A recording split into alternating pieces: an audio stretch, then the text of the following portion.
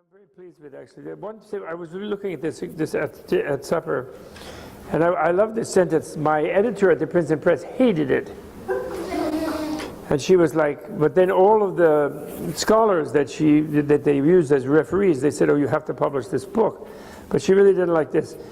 I say, first, the essence of true eloquence. In other words, I'm saying, what is the audience of this book? You know?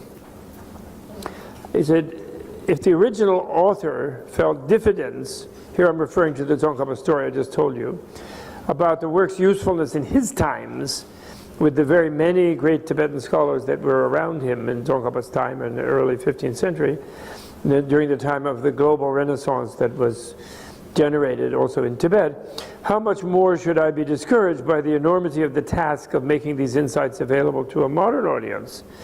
Indeed, the question must be faced, just what is the audience of this book? So then I say, the essence of true eloquence is a work of philosophy, and hence a communication to philosophers. Actually, at the time, I was still at Amherst College, and about 2 years after I got to Amherst College, the Department of Religion and Philosophy split, and there was then a Religion and Philosophy department, although I didn't cause that to happen. It was the personalities of some senior members. But then I did have a long problem with the chairman of the philosophy department, who became eventually a very good friend. But for a while he was very freaked out because he had the idea in his mind that India, and therefore Tibet, could have no philosophy. That philosophy was only a Western thing, and it was all theology in India and Tibet, and it wasn't like critical reason. And then once I and Amherst is a funny little college where every faculty member creating a new course presents that new course. It has to be read by an entire faculty meeting, and all faculty meetings are mandatory for all the faculty unless you're on leave. So 150 people, it's small faculty, small college, but still 150 people would vet everybody's course. So when I wrote a course, a description of a course on Indian philosophy, this chairman got up and said, "There's no Indian philosophy. It's just bullshit," he said. He was other people, you know, talking faculty meeting. It's just bullshit, bullshit. It's going on like that. So then I said to him, and then people were sure that I was doomed in that college, but actually he ended up, when he read this book, he had to eat his words, actually. But at the time he said that. So I said, well, I'm sorry, Bill, but in Indian philosophy, anyway, what I call Indian philosophy, you can put bullshit forward as the premise and then give another reason for the bullshit. Or you could have a certain premise and use bullshit as the reason. But you cannot prove the premise of bullshit by continuously repeating bullshit.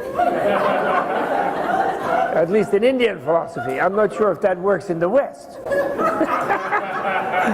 So then they passed my course, of course, and then everyone thought he was going to, but we became great friends, actually. And when he read this, he says to me, "Bob, having read your stuff, I learned a lot more about Indian philosophy than I ever wanted to know."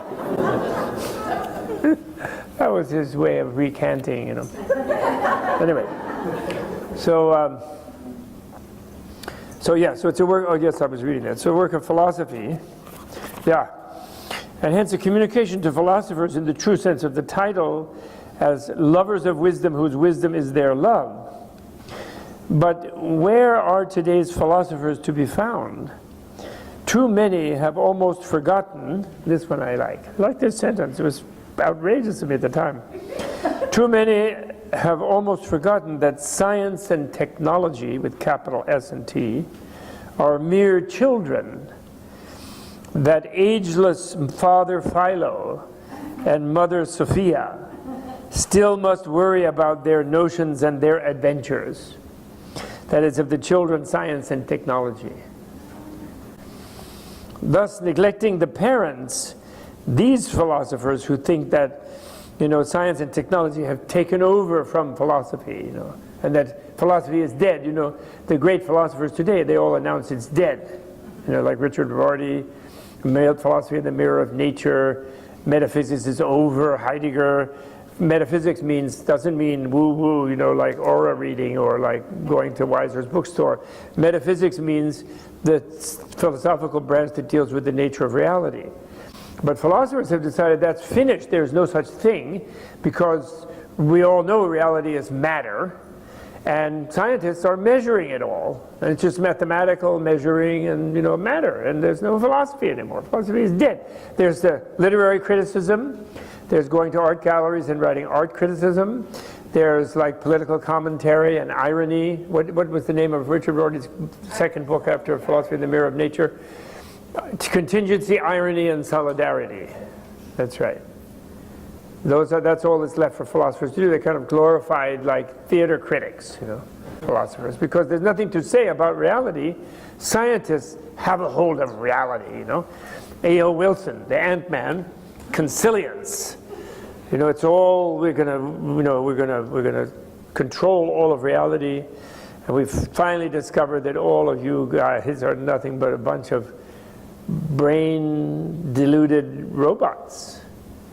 Your brain makes you think you have a mind, and the soul even. Some really crazy ones think they have a soul, but it's really your brain. And you know, instead of this, I should have up here like an image of a brain with a medulla oblongata and these things, and I point to that, and then you feel, oh yeah, and you feel your endorphins rising, and your serotonin is flowing, and you're all cool. Which is what they claim. But luckily, Thomas Nagel is still alive. You know, down here at NYU, he said that the attempt to explain reality as a function of material quanta is doomed to failure. It just can't ever work, because it begins from the denial of what everybody knows, which is that they do have a mind and they do have a soul, you know.